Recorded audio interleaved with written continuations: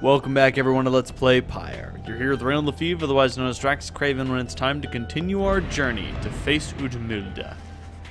There is no time now to return to Moonlight Alcove as before. The stars already urged you on. Everyone is ready to make haste for the Cairn of Haub. Hot damn. Oh, what is this? The inverted fall of Solium roars into the sky. Somewhere beyond it lies the Commonwealth, beyond your vision and beyond your grasp. Alas, that we can't simply fly on back to our homeland. This wagon has its limitations, I'm afraid. But we shall return yet. Let us continue now along the path. I always got the sensation that, like, some peculiar property of the downside is what makes the black wagon fly. So if it were to enter the Commonwealth, at the border between downside and Commonwealth, it would drop like a rock. Volfred approaches you as you fly over his hidden lair at the Moonlight Alcove. You cannot help but wonder if you shall ever return there. Our dear alcove. I asked my agents to break down the place, as it soon shall be gone, if it isn't already. We shall not be returning. We've not the time to do so anyway, and with Oralech back among the living now, no longer fond of me, I dare not think what he would do with it. Unfortunately, hiding places are of little value once they're found. Once all this is over, those of us who do not manage to return, we shall have to find another place to live. To try to live, at least. Well, let's hope we don't screw up that bad. There! Smash the howler. I'm just trying to keep my eyes open for other areas of note. I hear something jingling. Huh. Perhaps it's nothing.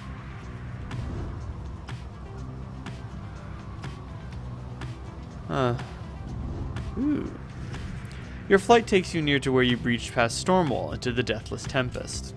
With the climate and the downside intensifying, you wonder if the storm has spilled forth from its confines and started to ravage other regions of the land. Perhaps not. Perhaps it is the dream coming to an end. Were that to occur, the storm would cease entirely. But who knows? I'm a genius, not an engineer. Ooh. What do we say about the Cairn of Haub? The forbidding Cairn of Haub lies below. Not many exiles see fit to cross beyond it. Some fear that the listless remains of Shaq's sick shoulders shall snatch them up if they attempt to cross. Others simply do not want to press through to flagging hands. Few know its true significance as we do, although your adversaries the withdrawn should be on their way now. Soon you shall confront them once again. So we got Shunt. I believe that this is the faster route. You should have time to pursue your vocations. You sense the presence of your adversary Manly here. You may learn of his recent activity.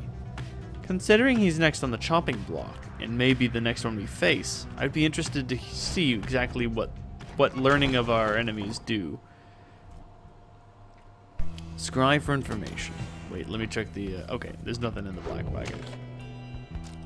Actually, wait, one more thing. Oh, Sandra. Staring into space. I can't ask her what's on her mind. I don't really make small talk right now. Very well then. Well, I mean, she'll have no other reason to summon me. She's administered trial rites for every member of my party. Your senses guide you to a scrying pool somewhere in the dry flats of Lick Sand, and you look upon the waters.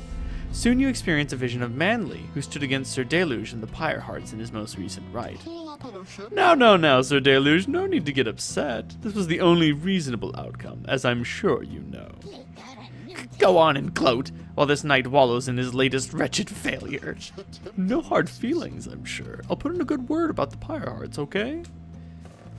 The vision fades. It seems that chastity prevailed against the Pyre Hearts sometime not long ago, gaining the favor of the scribes. You wonder where their paths have taken them since you returned to the Black Wagon to pursue your vocations. Oh, interesting. So I can pursue my vocations even if I scribe. Mentor or companion. It's all about debt tutelage. Oh, do I want to get Bertrude up to level 4? Get that stubborn flame, 10 less damage, or that greater blast.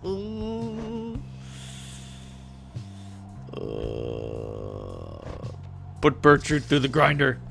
You ask Bertrude to explain to you in her own words the histories of the 8 scribes, and speak to her their varied backgrounds formed the basis not just of the rites, but of the Commonwealth itself. Ding. This land, so rife with eldritch knowledge, long forbidden in the Commonwealth, we learn the stuff of fear itself. Give me that stubborn flame. Oh, the Hex of Victory is nice. That's funny. 5 additional damage, whether I'm winning or losing. Perhaps not all the wisdom of the scribes lies buried in that tome of thine. Ooh, I love Bertrude so much. She's delightful. Let us continue our journey to the cairn of Haub.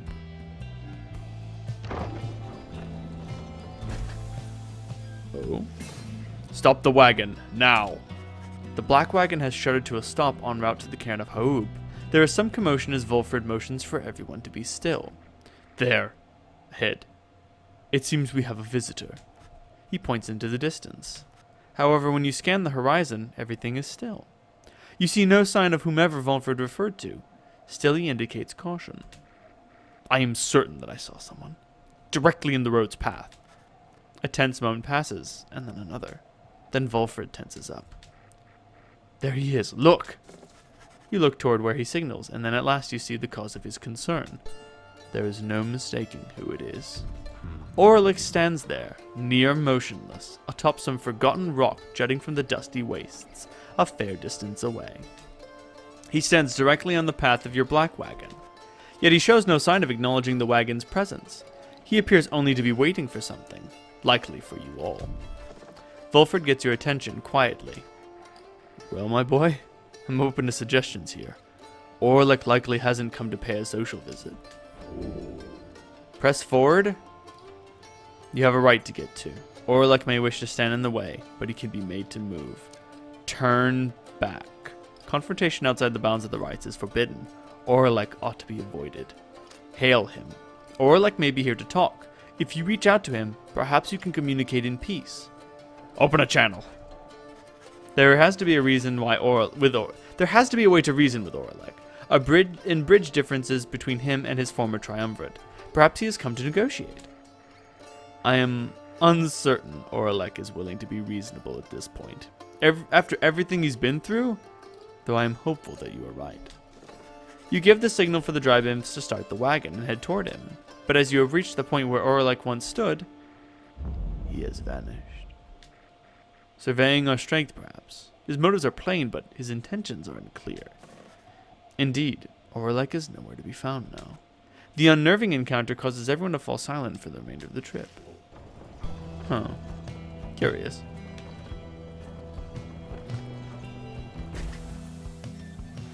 Well, if he wants to talk, he knows where to find me. Your wagon finally arrives at the cairn of Haub, where there still is no sign of Oralech, or your next adversaries for that matter. Your companions organize a quick search about the premises, leaving you to watch the wagon until the rite's commencement. Oh, but it appears we have a visitor. Something is wrong. Someone is here, alone with you. Oralech, he seems to have something on his mind. Oralech seems to be examining various objects in the wagon. Whether he has noticed you, you cannot tell. What he is doing here and how he got in unnoticed, you cannot imagine.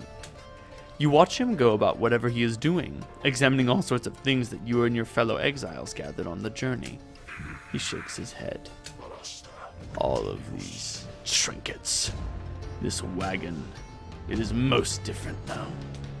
Welcoming, and yet I am unwelcome here, it seems. In my own wagon. He directs his gaze at you, acknowledging your presence for the first time. You, a mere shadow. Tell me something. Who are you to them? I am their reader. I am their friend. I am no one. Say nothing. I am their friend. You tell Oralech that you have traveled all across the downside with this group, and count them as your trusted friends. It is a different group now than in his day.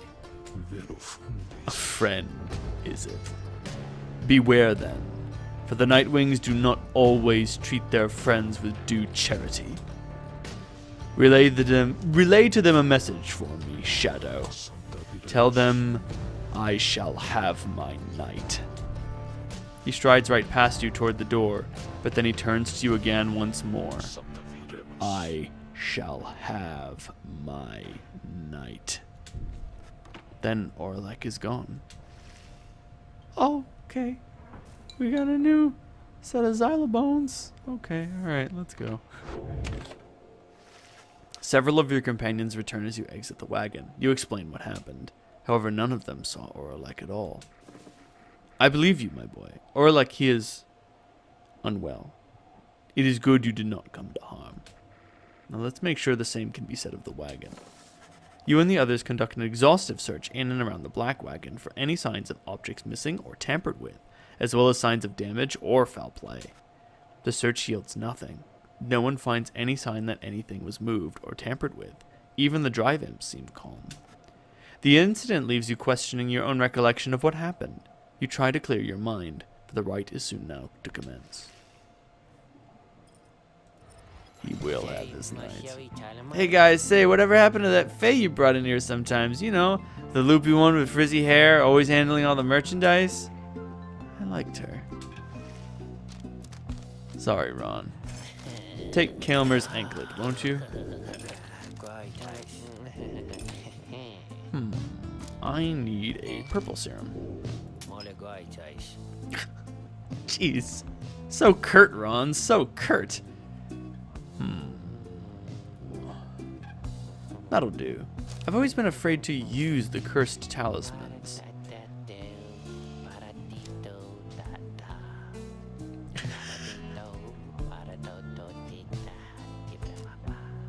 Oh, the thrice cursed demon. The bear has 100% more stamina than usual, but cannot grasp the orb. The black hoof is clearly the worst, the black claw being the best. That being said, I've always been afraid to use them. Afraid of what they might do.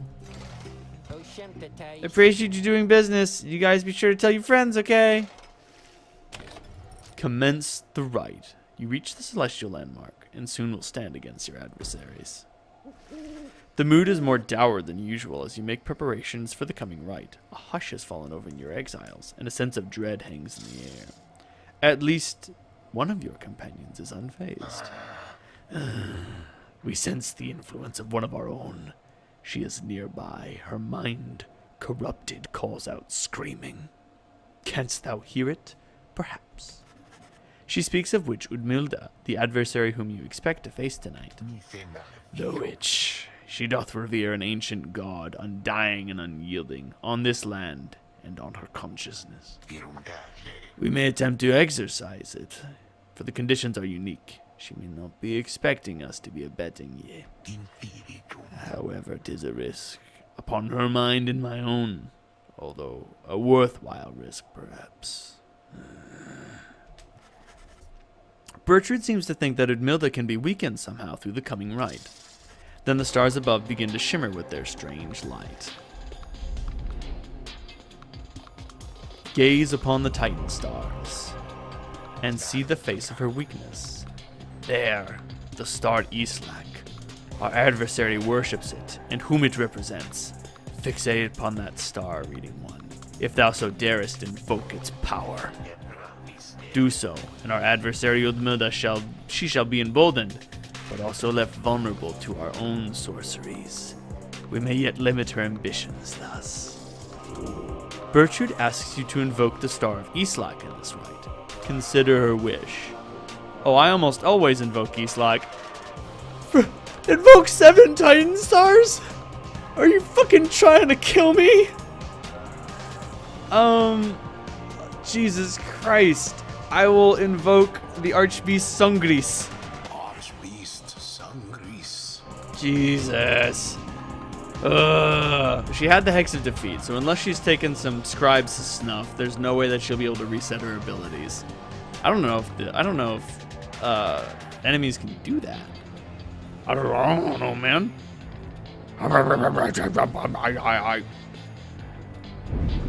I'm an idiot, that's what. Infamous raider returns, The one and only. along with his remaining retinue of miscreants. You managed recently to rid yourself of yet another one. I wouldn't refer to it Your such. adversaries, the withdrawn. As with you, they must be very desperate for their freedom. They shall not make it any easier from here.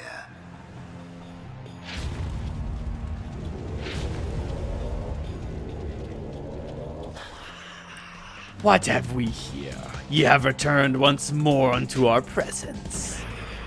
We sense something among ye. Who? Bertrude slithers forth and gazes at her adversary. Thou maggot, we should have known. But Bertrude does not respond. Ye Nightwings, that one shall be of little benefit to ye. That one's sorceries are a mere pittance to the overwhelming might of Islak. Soon ye shall see. Frozen Soul. Oh god, 3 crones? Reading 1. Thou invoketh the star of Islak, so then beware.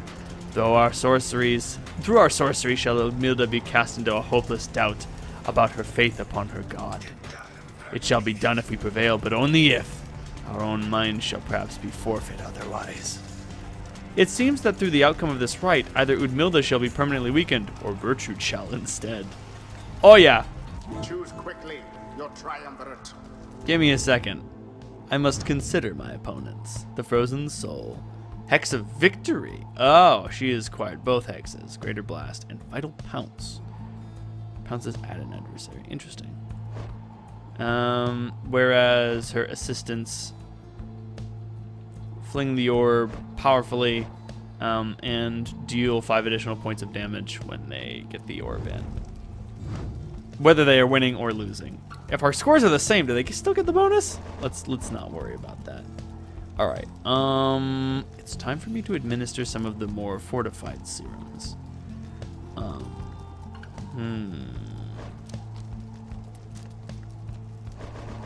Bertrude's hope score is pretty garbo. Returns every 10 seconds. United in purpose. Let's up that a little bit. 9.7 seconds. Perhaps that was not a wise expenditure. When it comes to quickness, well, let's just say Sir Gilman's going to be down here for a while. And I'll give Tizo a boost of presence. As much as I would like to give it to Wulfred, I have plans for Wulfred. He will lead us, as usual. His sapling will make it very difficult for our opponents to gain any ground, as usual. Wulfred. Hello. And then I will implement Udmilda herself. Being able to knock through these frozen stones will give her a distinct advantage over her enemies. Bertrude. And then it is time for Ruki. It has been too long since we had him in a rite, and we'll be able to take advantage of his quickness. As you can see, our enemies are rather slow. Well, except for Grunfell. She's fast as fuck. They're also very hopeful. Oh, because of the influence of Limbless Arazek. Still, that's 6 seconds. They'll be gone. In any event, Ruki. Wait, what happens if I put Stardust on this? Oh god, it lasts forever. It never goes away. All right, I choose Ruki for the outcome. All right. Ruki. Now. Well, I gotta say, I sort of wish you picked someone else for this time, chum. Now then, Nightwings, you wish to mock Islak? Ye and your infinite foolishness shall be among the first to suffer. Ooh, spooky. Boop. Begin. Oh god, no. Oh god. Was almost cool.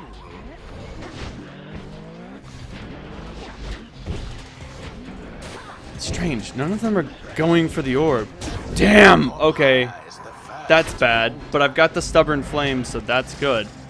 Defeat shall come to ye, and after something which thy narrow minds cannot conceive.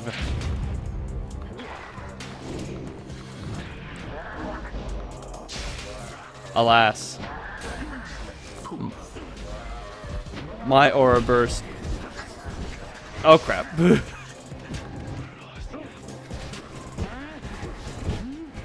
Got him. Righteous fire.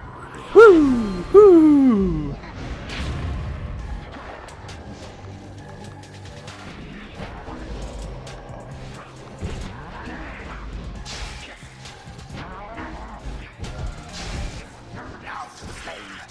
Damn! Alright. It's time for Volfred and I to play defense. Oh, that's bad. Super bad. Yes! Just fall on your sword. Just keep falling on it, folks. You will not reach us. Plunged into the adversary's pyre.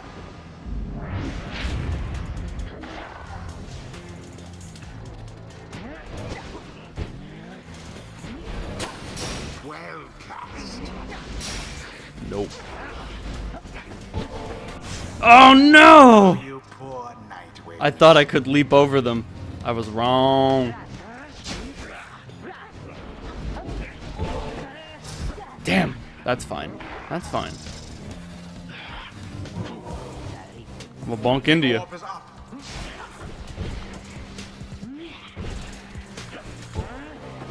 Just get in there! Yeah! Adversary's flames. The Nightwings edge closer to victory.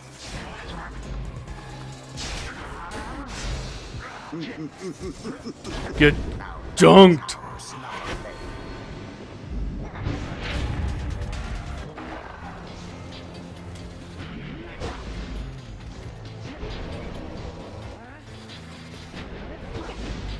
Alas, you may have neglected my explosive temper. Get in there, Volfred! No! Oh no! This is where I ruin everything! Everything is lost!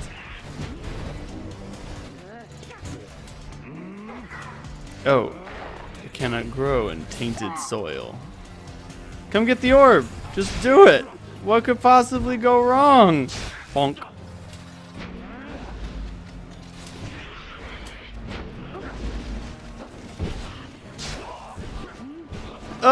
Stop bouncing me around! I'm just trying to get in there!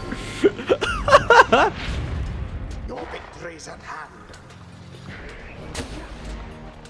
All that matters is that Volfred remains safe. No, no, no. The withdrawn I wouldn't try. vanished to the last. Woo! Bonk. And it is Yes! Do ye doubt your faith? Where is your god now? Jeez. the right is done. How can this be? How can this be? Islak, answer us! Islak! The witch Udmilda continues with her screaming, having been defeated in the right. You observe Bertrude there, fixed in a meditative pose. There, Udmilde. Relent. Thy God has not abandoned thee, because thy God is already dead. Thy God is dead. Pray to him all thou likest, yet it shall do thee no good. As Bertrude recedes into the shadows, Udmilde slumps down, staring at nothing before her. Impossible. This cannot be. Answer us. Udmilde suffers -5 hope permanently. May the scribes have mercy, for I shall not. Bask now Holy in the wisdom of the shit. scribes. That's some fucking... Oh, that's some hardcore shit, dude. God damn, Bertrude, you a cold Tony, man. Remind me never to fuck with you. Until the next right, if there even is to be another one. Oh my god, you're such a drama queen. From the sentencing of Chief Physician Oralech. Now we understand. He wasn't a demon then, but they still called him one anyway. Back at the Black Wagon, you find the lone minstrel examining your fellow exiles after they thwarted the Withdrawn in a solid performance. It is plain to you that none of them look well. The lone minstrel notices you there and turns to you. Peter, the fast returning of the cycle of the rites has put a strain on everyone. We have multiple cases of banishment sickness this time. It is fortunate that your other companions are available to conduct the coming rite, because I fear that this group here requires rest. You bid Volfred a swift recovery, and he nods weakly in response. You exchange a look with Ruki, who seems exhausted after the last rite. As for Bertrude, it is clear to you she wishes to be alone right now. You leave the lone minstrel to look after them, and turn your attention to the stars that remain shining in the dark outside. Ouch. The stars yet shine for you, revealing various paths forward. You gaze into the darkness of night. Seek now your destination. Triesta, Kaelmer, Relief. Interesting. The Chastity, who are now in the lead, having gained favor. I would want to face them, but unfortunately, Volfred is out of commission, and as such, I will be unable to work his mojo. Face the dissidents? Well, Ruki can't settle his debt with Barker. I guess I'll go after the Chastity anyway, simply because I like facing Manly. He's kind of a pushover. But I would very much like to see who he has in his cadre now. If I'm to face him in the upcoming liberation, I would want to see what he's got. Very well then, reader. Once more you shall face Manly and the Chastity when next the stars align. We may set course for the Pit of Melith at dawn. For now, please get some rest in the remaining dark of night. Anyone to chat with? Who, I wonder? Sir Gilman! 1 second. Picking the berries. You find Sir Gilman searching intently for something or other. His eye is shut tight, his brow furrowed in deep concentration. He acknowledges your presence in the most minimal way possible and continues scanning the environment. You shall have to forgive this knight's impertinence to you, Master Reader, for he is on the hunt at this time. Using his acute sense of hearing, which is much more acute whilst underwater, but shall have to suffice in this case, he shall track down a most elusive character. A character who has eluded this knight time and time again, and from whom this knight seeks to learn still superior evasive strategies, applicable when next he may conduct the rites. Hold, is that? You have no idea to whom he is referring when... Stick it up, worm! You're caught out! Could have wrung your neck just now, you know. Ah, this knight has failed again! Alas, Master Ruki. Once more you have outwitted this poor knight, and outmaneuvered him. Please, you must reveal your secret to your speed and cunning. Take it easy, chum. You're not half bad yourself. Besides, I was getting pretty sick of running circles around all these slowpokes before you showed up while we were out at sea. Do you truly mean that, Master Ruki? But no, it cannot be, for this knight has nary seen anyone as deft and fleet of foot as you. Certainly it must be advantageous to possess 4 feet, while this knight has but 1. If so, it might be cold, and yet we are all born with necessary means, and we all must make do. Look, chum, you gotta stop being so hard on yourself already. You ever thought maybe you ought to give yourself a break once in a while? Never! This knight deserves no break! Not while there is honor to be gained! He is merely a worm, one of roughly 8 billion of his kind. Thus he must strive to be remarkable, and to exceed what is expected of him. Guess what, chum? You went and did that already. I thought all you Sea Dominion types were just a bunch of meatheads who didn't care for nothing but a fight. Well, you've been downright decent. Even made me break a sweat a couple times out there, when I thought maybe we got somebody quicker on his foot than me. Point I'm trying to make is, it's been good having you with us. I always say it's worth having someone quick around to keep you on your toes. For a moment you wonder if Sir Gilman is about to weep. Sensing the same, Ruki immediately changes the subject. Now come on, you want to go another round or what? There's some pretty good hiding spots outside, where I can show you how we curs get the drop on unwary passerby, in a very honorable way. This knight would be most honored, Master Ruki. As the two of them head off to further train together, you catch notice of the Book of Rites there in the wagon. The rites, which so stress trust and reliance on one's fellow exiles. The 8 scribes likely did not envision Sir Gilman and Ruki in particular as conductors of their sacred tradition, yet perhaps theirs is the sort of kinship which they had in mind. Let's ruminate on that one for now. If you liked what you saw, hit like. If you want to continue the adventure, please hit subscribe. If you think that what I do is really keen, you can send me a couple bucks monthly on Patreon. And I can use that money to do fantastic, amazing things like make more videos, start streaming, hire an artist to do cool shit, and do the coolest thing I can think of, pay more rent. But until then,